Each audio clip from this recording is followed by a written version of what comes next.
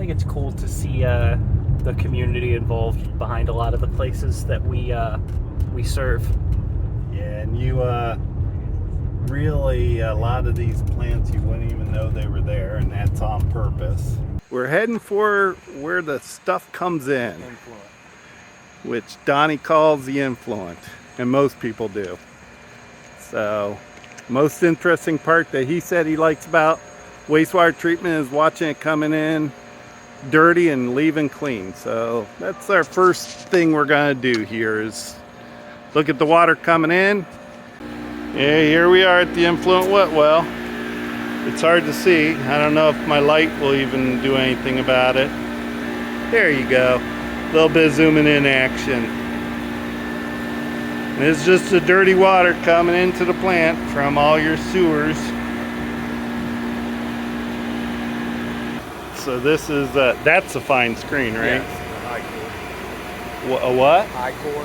High core fine screening system. That's a plug for another company, isn't it? That's a brand? Yes. High core? Yep. Yeah, there you go. This is just from that area that we were just at. It just pumps it up into this area so they can do something with it. And then it comes over to here. He calls this the pre-aeration tank. And what's that doing? Just adding some air to it? Yeah, add the air to it, the raw sewage. For this plant, blowers are everything. They do moving a lot of the water around from the blowers. They're making all these air bubbles, growing the bugs, etc., etc. You always want to make sure you're wearing hearing protection, but there's what their blowers look like. I won't be able to speak too much.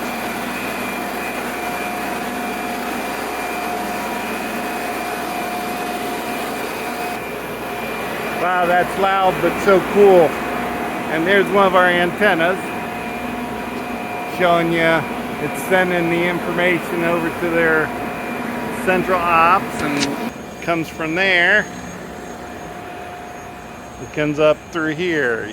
What do you call these, Donnie? Primary clarifiers. Primary clarifiers. Not much happening here. Just a little bit of settling, right, Donnie?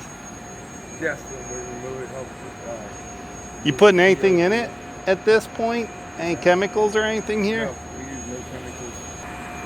Where are we going to next? Where?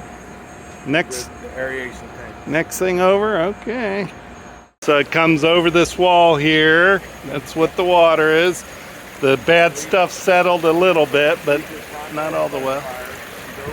Primary clarifiers over to the splitter box, you said? Yes. Yeah. We have 3 channels for 3 aeration tanks, so it depends on how many we have open. But as of now, there's all 3 of them open. This is where it starts happening, right? The bugs? That's aeration tank number 1. But what goes on in these tanks, Donnie?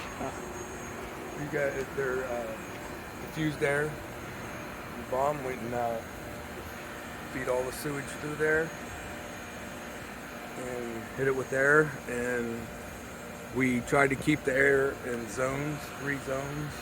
Okay. In the first zone, when it first comes in, we try to keep the DO at 1, second zone at 2, and the third zone at 3. Wow. You couldn't get more simpler than that. No. 1, 2, 3, huh? Yep. The 1, 2, 3s of aeration. Yep, and a lot of times we're higher than 3 going out. And that's how much oxygen's actually in there. And what's Yes. what's that oxygen actually doing? Growing the bugs? It's giving the bugs the oxygen they need because the bugs are eating it up. So Yeah, see, you assume people know about bugs. yeah, What are you talking? We call it in the industry bugs, but that's the good stuff that eats the bad stuff, right? correct. And it, I mean, it helps with keeping your ammonia down, and so you can actually look Right. under a microscope and see them. And There's also, different kinds. I was gonna say from There's my good bugs and there's bad bugs. That's right, and they also say the bugs are all different at different plants. Correct. Based on Sludge. what you're feeding them. Yes, and if you, I'm sure it's different if you get a lot of industry Yep. that comes in, which we don't. So it's still pretty brown though at this point. Not something you want to be releasing to the river. turning to light brown now. Okay. And walking through. All right, these guys going here. Calvin, what do you think so far? Oh, he's kids. Oh, he's gonna see that on my video, by the way.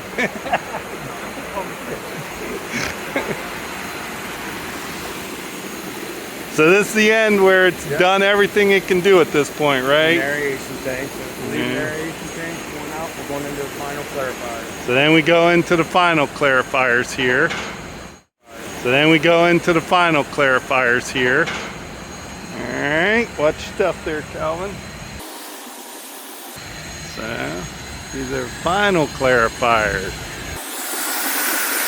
Now you guys use an air pump, right? Yes, airlift. Airlift. So that's what we're seeing in action here? Yeah. Yep. Cool.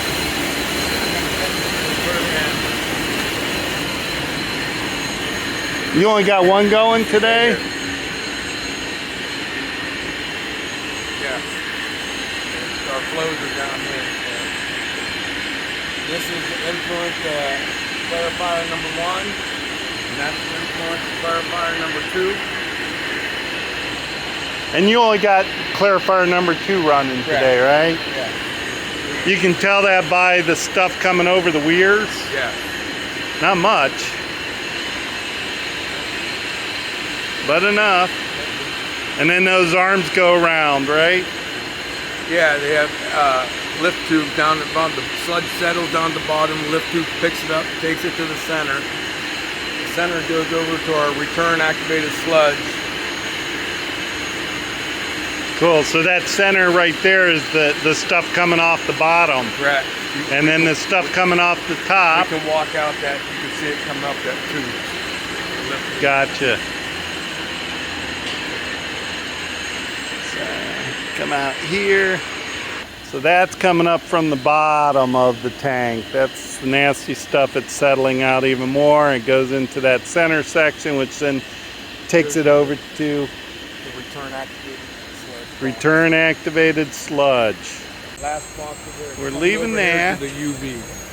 And here's what we wanted to get to. This is where we finalize it. This is their UV system, ultraviolet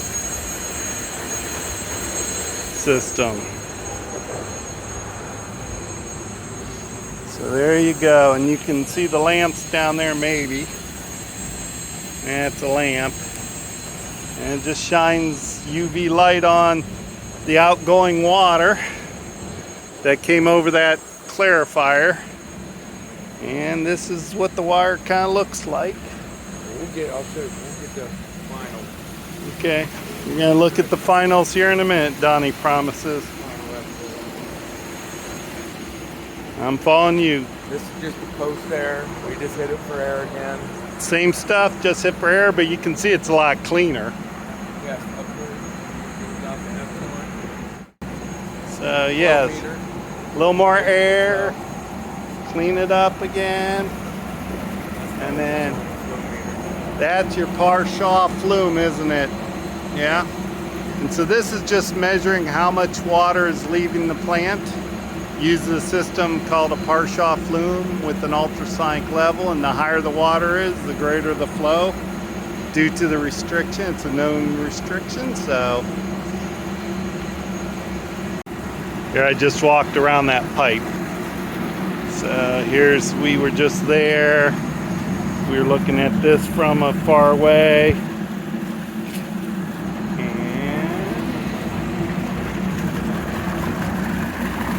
And that's what our wire's looking like at this point.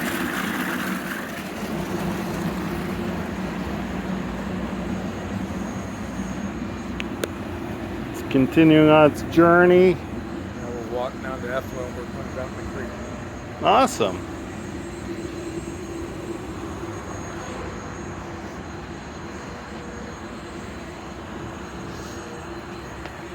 That's your sampler box, right? Yeah.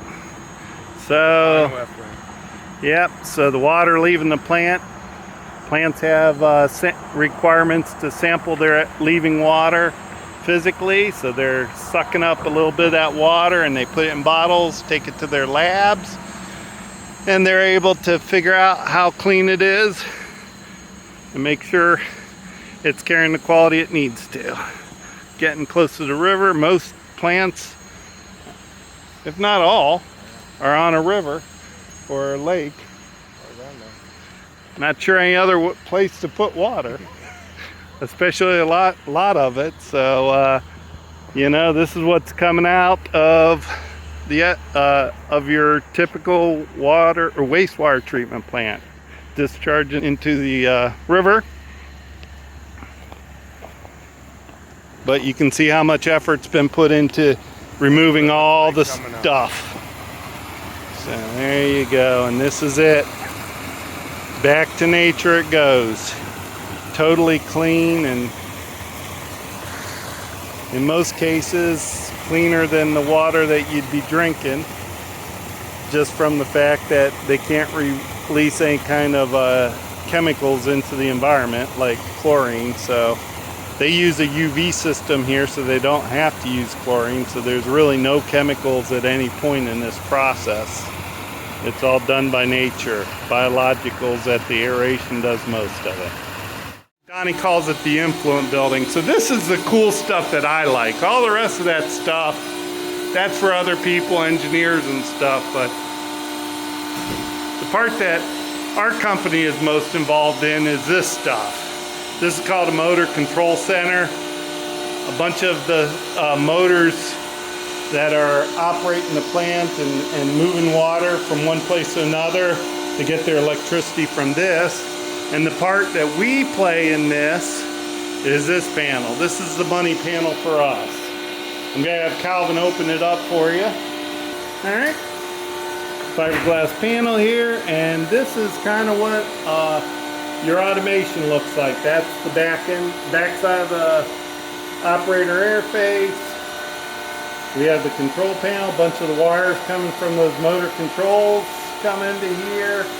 The brains of the operations right here. In this case, it's a Modicon unit called a Unity processor. And then this is where all the real world I/O comes in.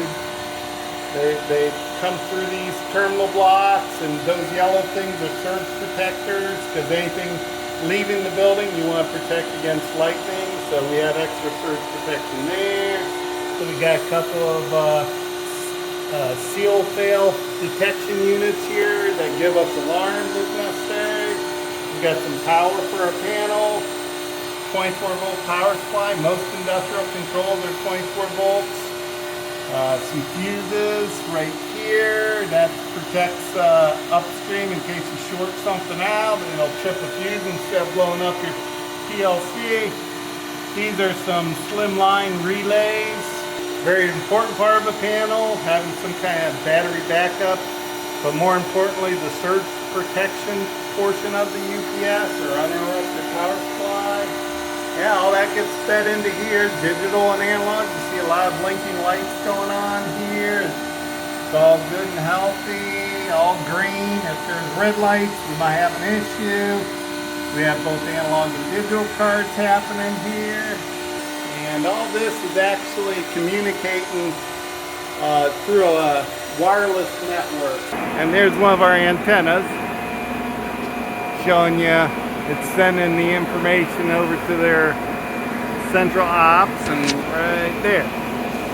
Just gotta believe me, but yeah, so we're talking wireless between these PLCs and their central control, and then eventually we read the information out of those PLCs and send them up to data command.